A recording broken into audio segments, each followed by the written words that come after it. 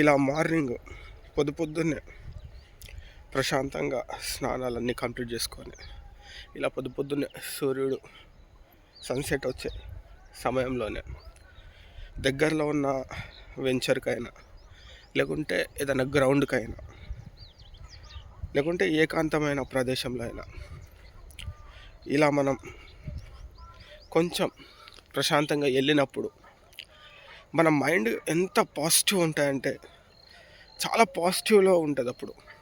అప్పుడు నేచర్ కూడా early morning చాలా వైబ్స్లో ఉంటాయి. సో భౌతికంలో మనం తిరిగే ప్రతి ప్రశ్నలకి, ఆలోచించే ప్రతి ప్రశ్నలకి ఇలా ఏకాంతంలో ఉన్నప్పుడు సమాధానాలు లేదా నిర్ణయాలు తీసుకోవాలి. ఎందుకంటే empty stomach, empty mind, complete empty.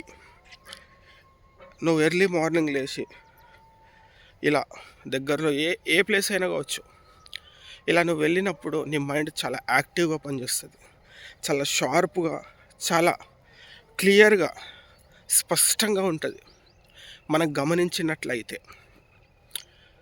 ఇలా ఏదో ఒక ప్లేసు, అది నీకు ఏది చూస్ చేసుకోవచ్చు ఎర్లీ మార్నింగ్. బట్ ఏంటంటే శరీరానికి 4 అడుగులు వేయచ్చు, మనసుకి కొంచెం ఈ యొక్క ప్రకృతి వాతావరణాన్ని అతికించవచ్చు, నీ మైండ్ని చాలా శుభ్రం చేసుకోవచ్చు. జస్ట్ ఒక 1/2 అవర్ 1 అవర్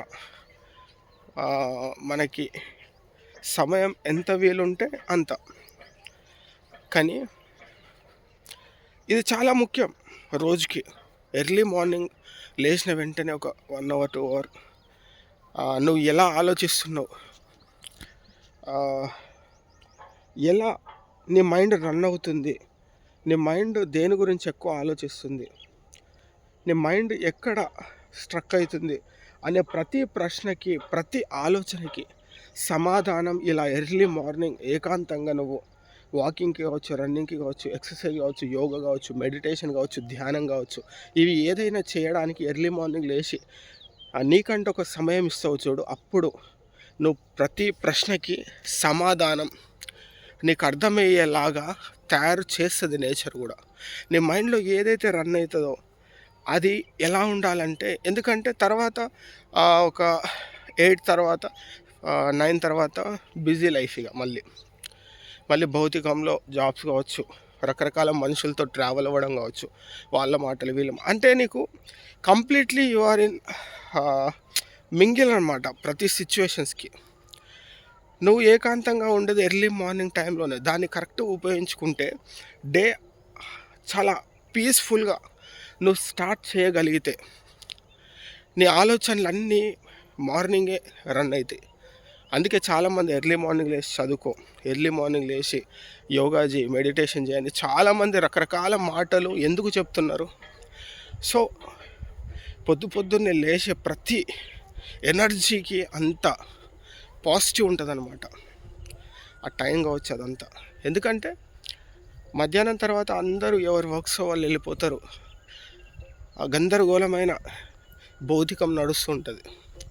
సో నీకు ఏ ఆలోచనలైనా, ఏ ప్రశ్నలైనా వచ్చినా ఇలా ఏకాంతంగా ఉదయాన్నే సూర్యుడు అట్లా నీ మనసుకి తాకే సమయంలో, ప్రకృతి కూడా ప్రశాంతంగా ఉన్న ప్రదేశంలో ఇలా నీ అడుగులు నీ వైపు నువ్వు అనుకున్నట్టుగా ప్రశాంతంగా కదలిక వచ్చే సమయంలో నిర్ణయాలు తీసుకో.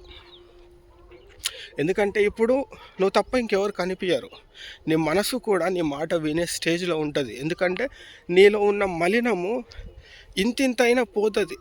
ఇలా నువ్వు ప్రశాంతంగా సమయాన్ని గడిపి నీ మనసుతో నువ్వు మాట్లాడుకొని తర్వాత ఇవాళ నేను ఏం చేస్తా, ఏం చేయాలనుకుంటున్నా, ఏం పనులు ఉన్నాయి, అవన్నిటిని నేను ఎలా డీల్ చేయాలి అని ప్రశాంతంగా ఆలోచించుకునే అంత సమయం నీకు ఇక్కడే దొరుకుతుంది.